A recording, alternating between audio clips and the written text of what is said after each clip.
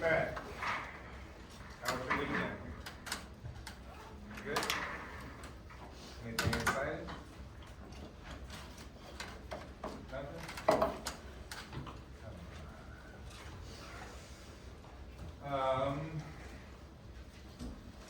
All right, I know a few things. There's been some issues with the textbook, right? Accessing the textbook? Haven't been anyone able to access the textbook at all? Okay, I'll try. I still got to work on that and resolve it. So I reached out to the publisher to see what's happening. Because what happens is on that Macmillan sort of Achieve website, you create a course, which I did, and I'm supposed to add everyone to it, but their commission is adding people to the course. So give me just a few more days, right? Don't worry about it so far. I'm kind of just referencing the slides, but give me a few more days to resolve this. Sounds good? All right. The next thing, presentations. Right, so I know you probably want to make a little bit more clarity. A couple students asked me a little bit more clarity on what do I expect. And I'll put this up on Canvas just so you have something to refer to. Hey, if you're going to talk about a topic, is it relevant to psychology? Is it relevant in what way does it make it? We're talking about substance abuse, disorders, personality, dating, death, life, childhood, something of the sort. What is its relevance to the field? Secondly, hey, what is being talked about in this article or this thing that you're interested in? Is it something theoretical? If it is theoretical, what's the theory behind it? Right? What are some of the big ideas that support this theory relevant to what it is you're going to be talking about? Right, and have some concepts, right? Something you can share with the students, something interesting that we can kind of remember. Right? We usually remember things by conceptualizing things, right? So come up with some concepts. And that's pretty much it. But I'll reiterate this on Canvas for you to reference. Doesn't have to be too detailed. The point is to kind of let you kind of do your own thing, as long as it has this substance to the field. Any confusion there? Clear? Okay. All right. So where are we? We're still back to research. All right. Remember I said the first 2 weeks are a little dry because we're talking about research, right? Some of you may be, extremely interested in it, statistics, things like that as well. But it's very important, right? Because we have to kind of understand this from a psychological point of view, like, how do things make sense? How do we make claims about anything, right? Are we just speaking subjective ways? Oh, I think most people like to do this. Most people like to do that. I think this is because of this. I think these people are on drugs because of this. I think these people act this way. It's all wonderful to say, but in any sort of realistic way, we have to speak scientifically for it to make sense. We have these claims about anything in life. So this is not just about psychology. This is anything. Business, finance, right? Anything. The medical field, you're having claims about something, prove it. Right? Most importantly, if you have something so strong that you've done scientific research and it becomes a theory, like Einstein, right? The theory of gravity, like, hey, the issues we can't disprove it, right? Like this research is so strong we can't falsify it, we can't disprove it yet, right? And people go, oh, I'm gonna disprove this theory. That means you're onto something really big. But for the most part, we want to try to find something that people can't disprove, right? And for the most part, we say, hey, we don't have perfect information. Even if it is a theory, it's not perfect, but it's the best we got. And if we're talking about human behavior, imagine how challenging that is to say, hey, do all men behave like this particular thing? Do all women? Do I generalize everybody and says, this is the reason, this is not the reason? Right? Extremely difficult. Right, so we kind of have to understand in this chapter on, hey, what ways do we use to find some sort of answers to particular type of questions, right? Depending on what the question is. So as you drive out, try to make it as interesting as possible. All right, research methods. So who's done research in high school or in other classes? What kind of research? Historical research. All right, so you're like, hey, you took information that's already been out there, some sort of data from an archive or somewhere online that people have already did, and you use that to answer a question. Anyone else? Done any research? Yes. Scientific? What kind? For like human anatomy class in high school, I had to research different types of diseases and how they affect the human body. Okay. How'd you go about doing that? You remember it? You remember how you went about doing that? Process? Yeah, okay.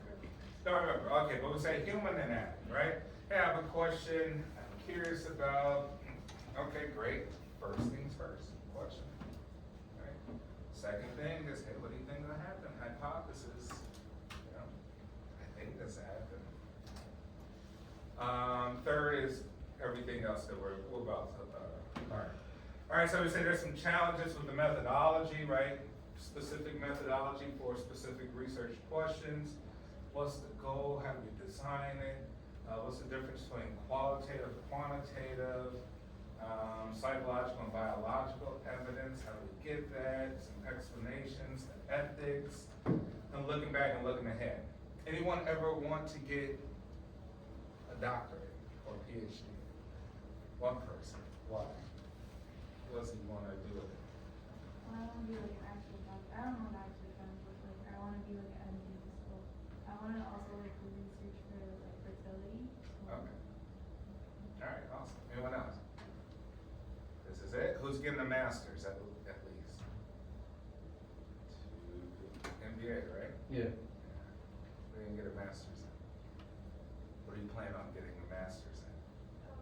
Counseling psychology. Okay. Hey, once you get to even master's level, you have to do some sort of original research. Sometimes it's a thesis. For business school, it's usually a final project, right? But for masters, you normally want to do some sort of thesis project. Now for a PhD, you're doing a dissertation. Your dissertation might be a book, 300 pages, data collected, took years to do it, right?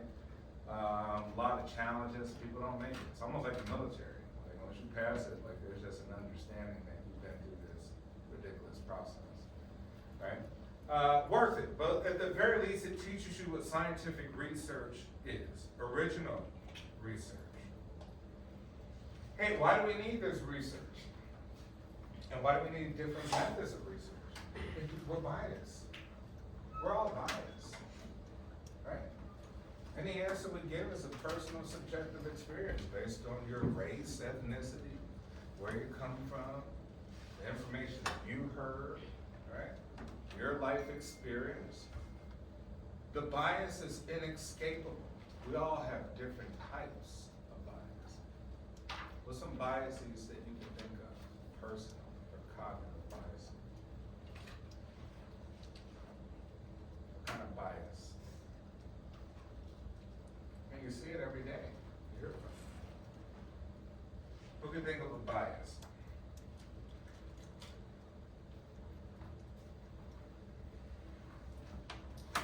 Right? You think of things like confirmation bias.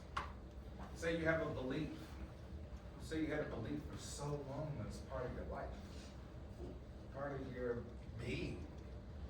And then you come across some new information that, no, may contradict that belief, may go against these very strong beliefs. Do you throw that new information in the garbage and say, no, can't supersede my belief? Even if it's evidence, right? And so we have a bias because we say, what? If I'm gonna go with this belief, well, emotionally, that's just gonna be families have a tendency to move away from anxiety. We move towards, away from distraction. Even if it's truth. We lie because it's too stressful to deal with the truth. That's why you lie. You don't want to deal with the truth. Truth has consequences, right? So we have a personal bias. We have a personal bias when it comes to anything. If you're doing research, right? Let's say you're researching your own ethnic group, right? You say, hey, you know what? And the data came out kind of bad. It's gonna make it look bad. Let me just kind of budget a little bit. I don't feel a certain way. I don't want it to look bad. It feels too bad, right? We have these biases. And so with research, we're trying to get rid of the bias as much as possible. It's kind of, it's impossible to a degree, but still want to try to eliminate it as much as possible, right? And maybe later I'll pull up, there's a whole chart on like all these cognitive biases that people have every day, psychological cognitive biases. Hey, but fixing the flaws, a challenge of research methods. Some flaws are easier to fix than others. Psychologists reduce research flaws by utilizing critical skills and carefully planning research design. Right, so we're gonna utilize our critical thinking, right? We're trying to prove or disprove something. And we're trying to share it with others who are very smart in that field. So they can clearly go over it and be like, this is BS, right? We see what you did here, right? Or they can say, hey, this is pretty accurate, the way that you went about doing it. Remember, like there's a margin of error, so nothing is perfect. Right? There's always a margin of error. There's no 100%. In many things, not saying all, right? In physics, maybe things like that. Physics, maybe engineering, maybe math. I would say math. There could be some absolutes, but in other parts of life, margin of error, right? Any day traders here? You a day trader? Yeah. Right? We got alpha, we got beta, right? We got things that are risky. But most importantly, what you're thinking about is like, can I predict this? Right? And like, well, how good is your prediction? No one can say 100%. That's what all the billionaires, quickly. There was 100% predictability, right? With investing, you're like, easy fix, we're all the billionaires. But we're not, right? Because it deals, once again, with human behavior. What are the people gonna do? What choices are gonna make tomorrow, right? What bad news did they receive? Earthquakes, fires in California, right? Things like that. All right, so we start with research designs, right? We plan for it. Hey, how are we gonna design research? What methods we're gonna use? What's the goal? We say it usually involves one or more 3 components. A description, can you describe something to others, all right? Can you describe a particular behavior? Prediction, can you predict something? Right, or you're trying to predict something of the sort, maybe about a particular group. Let's say Gen Z, right? I'm trying to predict, does your use of daily TikTok affect your lifelong attention span, right? Does TikTok exacerbate ADHD? Does TikTok cause depression? Does Instagram cause depression, right? Everybody got a private jet except you, so you're sad.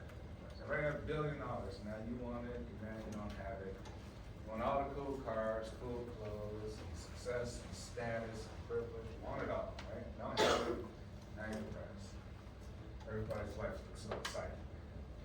Or you say, hey, some causal explanation, right? Cause and effect. This causes that. Very difficult. Remember we said there are no absolutes, right? Especially in when this behavior. Causal effect. Usually what we say is correlation. What's correlation? You know what correlation is?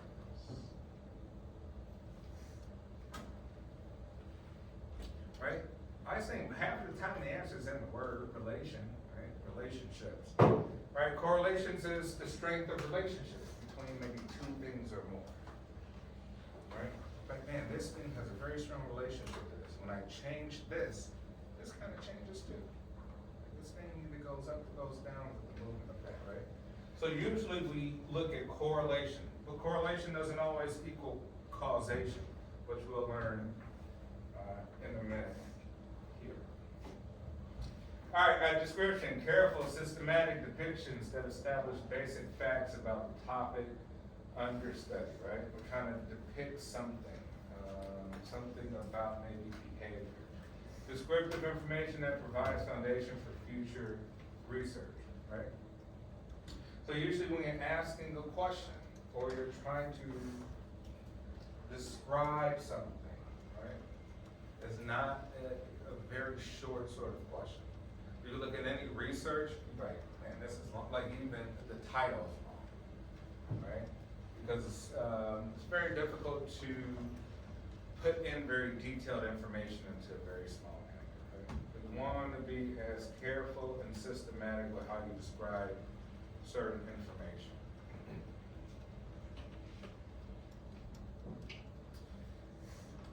Here's a prediction, right? Forecast of occurrence of events, right? Here's an example prediction question. What predicts social anxiety, right? What social outcomes do social anxieties predict? So here we have high anxiety. Research shows that people who experience relatively high levels of anxiety in childhood are more likely than others, hence the word more likely, okay? We're very careful with our words, right? More likely, less likely, right? More likely than others to become highly anxious adults. What goal of research does the study fulfill? Hey, what goal of research does this study fulfill? What do you think? What's the goal here?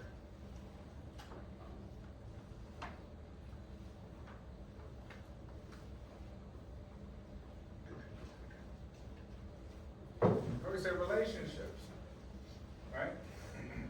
You're trying to find a relationship. What causes social anxiety? Right here we're saying high levels of anxiety in childhood are more likely to become highly anxious adults. You're basically saying, hey, what happens earlier on in life more than likely causes the outcomes of something later in life, right? Right, well, that makes sense. True. Could, generally speaking, but you have to have some sort of evidence to support it, right? So here, obviously, there is some sort of predictive research, right? So childhood is a big one that we use, right? Because typically speaking, we say that, hey, you have a proclivity to behave how you were raised. You were conditioned in a certain way. Thus, you have a tendency to manifest that as an adult, right? For the most part, as psychologists, we believe that, right? Freud was a big believer in that, even though Freud's controversial. Freud believed that you're basically just giant kids, right? Your body is bigger, you hit puberty, yada, yada, yada. But for the most part, the program was set by essentially puberty. Right? Because his take on it was like, if nature says this puberty thing happens and you actually start a family and have children, right? Whether you're 13, 14, whatever. You know, Freud's theory is that nature says you've pretty much gotten all you need, right? If the goal is to procreate, which he believes also as well too. Right? Ultimately, that's the goal. Now, we argue that now differently because say, no, the goal is to get a PhD or get money and get a job and blah, blah, blah, blah. Like, okay, great human inventions, right? Those are wonderful, but that's nothing to do with nature, right? Absolutely nothing to do with nature, right? So for the most part, there is an impetus on the thought of we are kind of large children. Essentially, your issues now usually, more than likely, resonate from something in childhood. Although you may think it's kind of a modern, current thing that's happening in your life. But we'll learn more about that too later. Causal explanation, identification of factors that directly influence outcomes, right? Some things that we could absolutely say directly influence your outcome.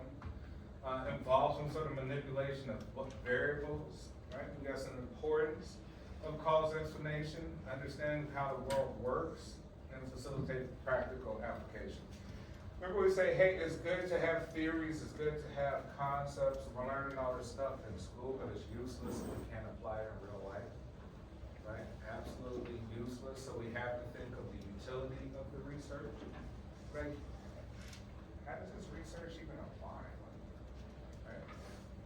What's the point of the research? It's great to just have research, but if you can't use it in real life, apply it in some way to a population or something of the sort, then the utility of it is very low. All right, and then we got research designs. Who's taken a survey before? What kind? Some of the people in psychology, they used to make surveys and they would just like hire people on those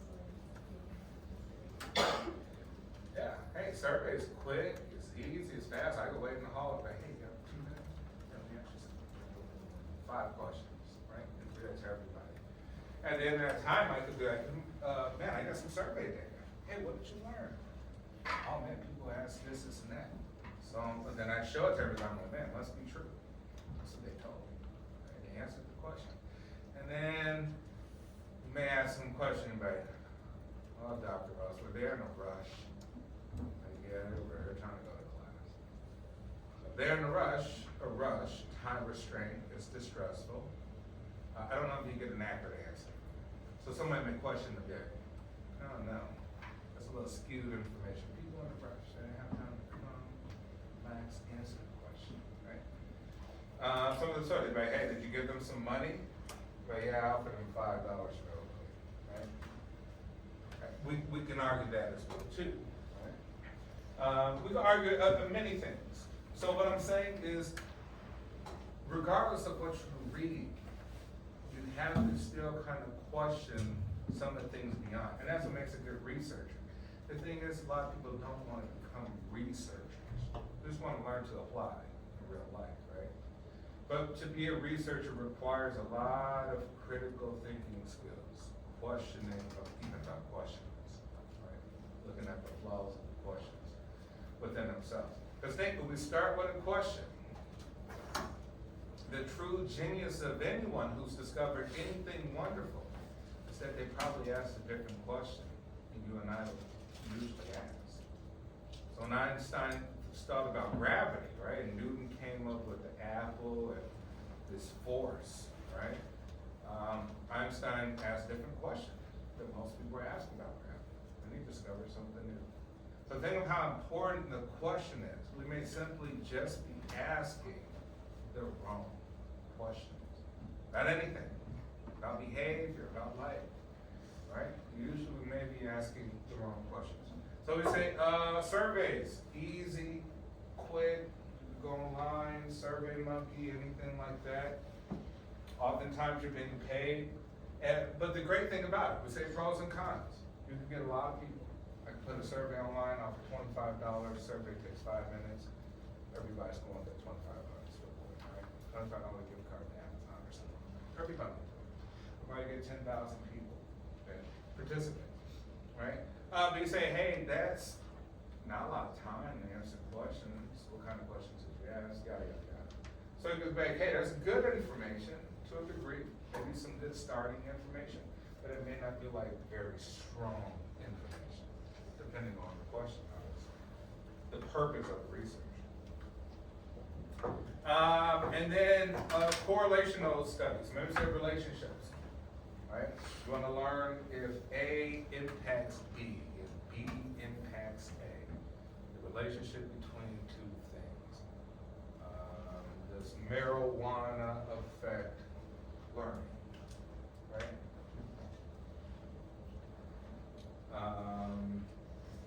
Anything that you can think of where we use 2 different sort of variables, right?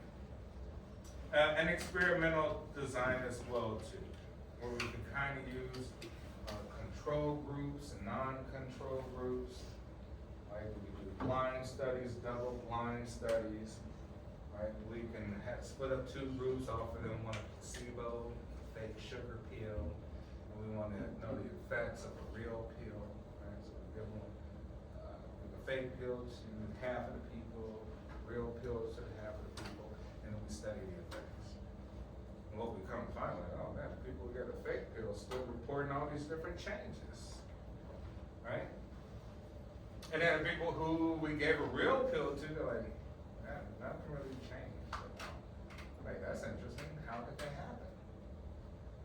Right? We might infer, we'd be like, whoa, wait, does the human mind actually affect biological processes? Is the reason why you have a cold, right? Because your immune system is low? Because you're stressed out? It's just stress? Oh, it's not the bug itself? It's just your stress. Right? Yeah, it could be, that could be something we can infer from that. Right? So each design accomplishes one of the three research goals. All right, remember we said, hey, 320 million, 30 million people in America, we can't survey everybody. Right? So how do we go about getting the most information in the most feasible way possible? We take a sample. Right? So we can't get everybody, but we could get a good representation of everybody. Right? A small subset of the population. So any research you normally see lowercase n as a sample. So for the rest of your life, you see n equal, lowercase n equals blah, blah, blah. And that's a sample size. You see uppercase n equals blah, blah, blah. That's population. Right? But sometimes you can have a total population. You can know the total population, right? But for the most part, you'll probably say lowercase n equals something in a research paper.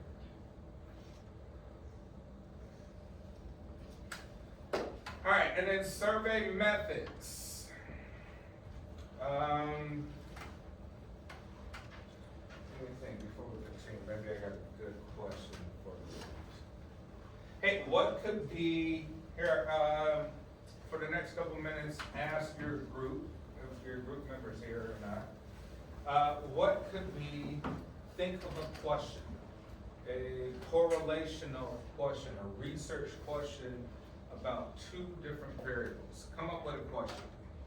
I'll give you 4 minutes. So give it to your partner, come up with a question that describes something between two variables. A good research question.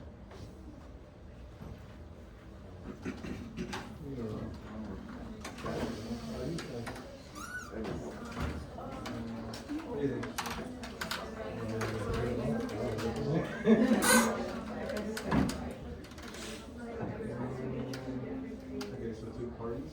Why psychology is two parties. Is there a relationship between physical activity and mental health? Why psychology? Adults. Who argue that? Who argue that? It's 2 variables. We See what you guys have. Right, using students is always neat. In college, learning something.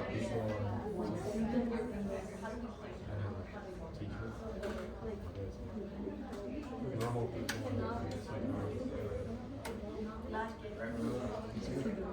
Seems like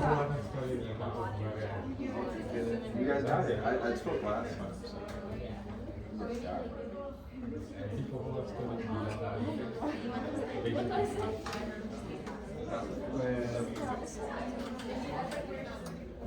I hope it's like, I'm like, my partner's really good. Honestly.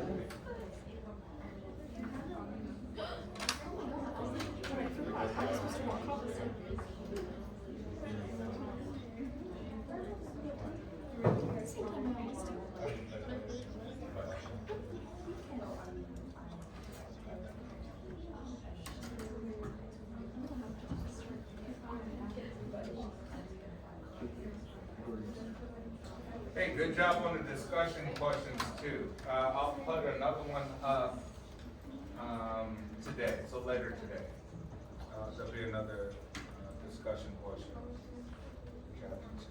All right, let's start over here. Did you think of anything? All right, not able to think of anything. Can you think of anything?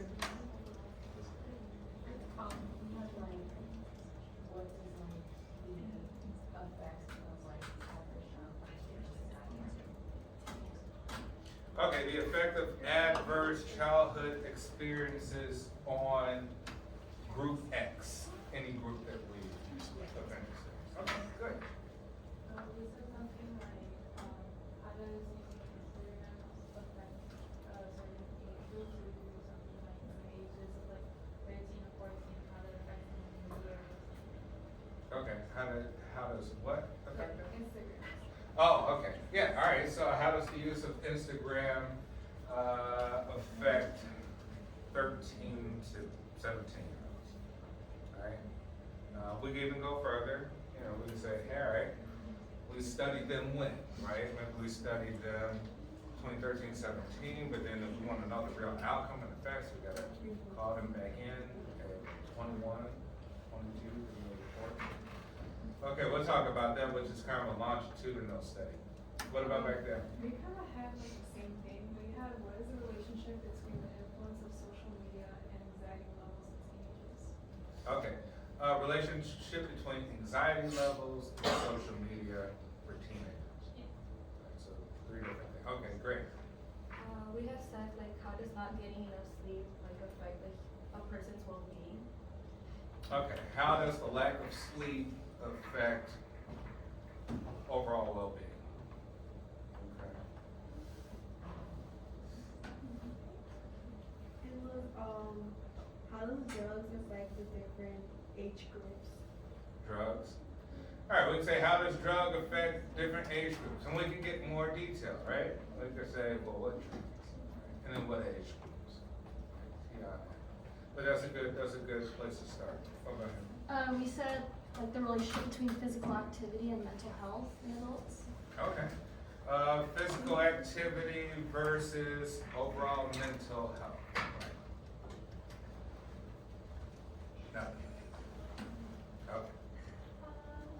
We're talking about how does the consumption of energy affect a student's ability to perform well in class? Energy drinks. Yes. How's the consumption of energy drinks affect overall test performance? Okay. And then we can get further. We're back, well, what's an energy drink? Are we just talking caffeine? Are we talking some other stuff that they add in, right? Okay, great. Nothing. Over here.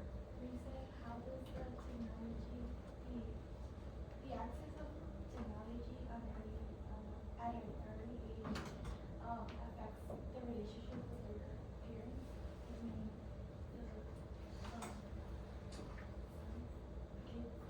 Parent-child interaction versus early access to technology. Right? Okay. Great. It said the study of psychology doesn't have a huge impact on a person. How the study of psychology does not Yeah. have a huge impact on a person. Excellent. We don't like that. How does the environment so improves that change things? All right, how does environment alter a person's human lifespan, Yeah. right? Right, it would say, hey, all different cool questions. All different ones probably require different methods, right, to get the answer. All different ones require different times. Here we're talking about 13, 17. So obviously we won't know the effects until, I don't know, 19, 20, 21, when they do the report. Or maybe it could show some significance. If we're talking about drugs, how do we even get that? Right? What kind of method will we use? Are we gonna go interview people who are on meth, heroin? Right? We're gonna have them come in. How are we gonna get that information? The study of psychology, right? Now it doesn't have any impact. Well, it does have an extreme impact. We'll learn more about why. Right, so we say, hey, you know what, different questions have different processes, different ways about going about this information, right? The thing with surveys, or kind of any research, we're gonna say, all right, now we gotta select a group of people. If it is a 13 to 17-year-olds, who are the 13 to 17-year-olds, right? Well, we described the what of the question. Now we're gonna describe maybe the how we get there, what process. And then we're gonna describe the who. Who are the 13 to 17-year-olds? Who are the people on drugs? Which people on drugs are we talking about, right? So we say, hey, if we get that sample, do we select it hand-picked, right? Do we just get some people that we know? Or do we select it randomly, right? We just send it out there, get a lot of people randomly to respond, right? To show which one will be stronger. Which one would be stronger? If we hand-pick it, or if we just have it random?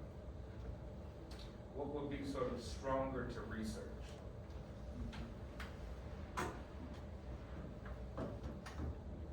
Which one? Hand-pick or random?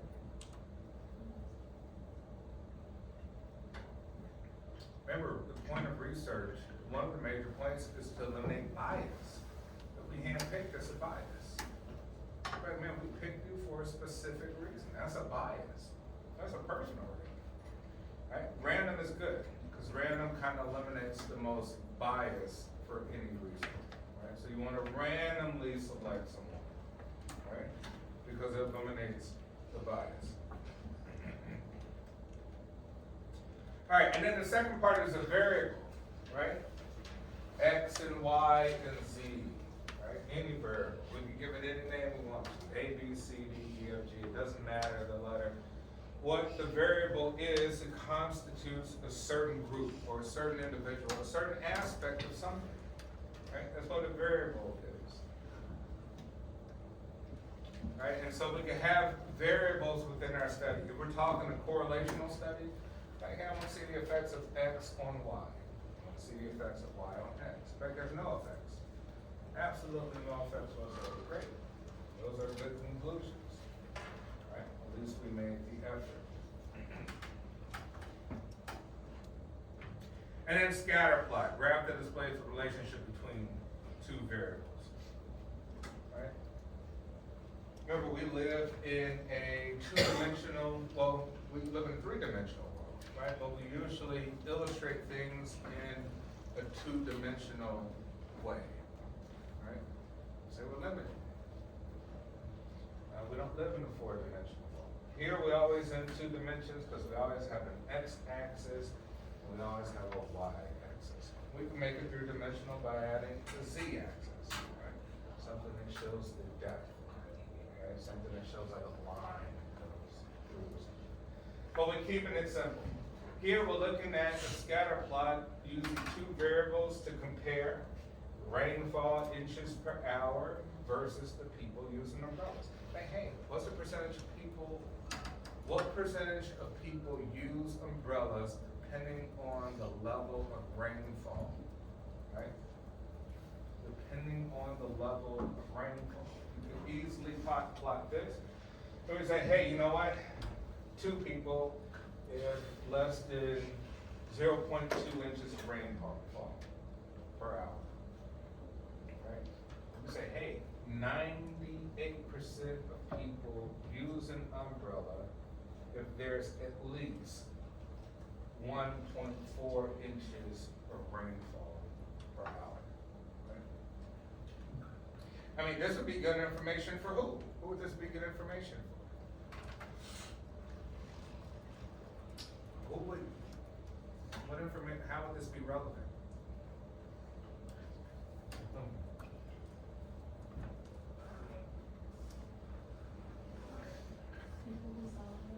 People sell umbrellas. Umbrella manufacturers, right? They make, hey, where are we gonna geographically put our new store for selling umbrellas, right? You may not wanna put it in Arizona, because its chart will look completely different. Right? Chart might not even exist. You may put it in a place like, which major city has sort of like the highest, one of the highest degree of rainfall, San Francisco's one of them. Seattle. Seattle, right? Vegas is great. Then we can add, hey, Seattle has the highest suicide rate for any metropolitan area in the United States, right? Well, interesting. Would that be highest level of depression rate? Could be. Maybe that's a new study. Why are they depressed? Maybe it's the rain. Maybe it's the overcast, the cloudiness. Like, oh, maybe it's just a coincidence, right? And most people kind of, for a large city, kill themselves in Seattle. Something's going on, but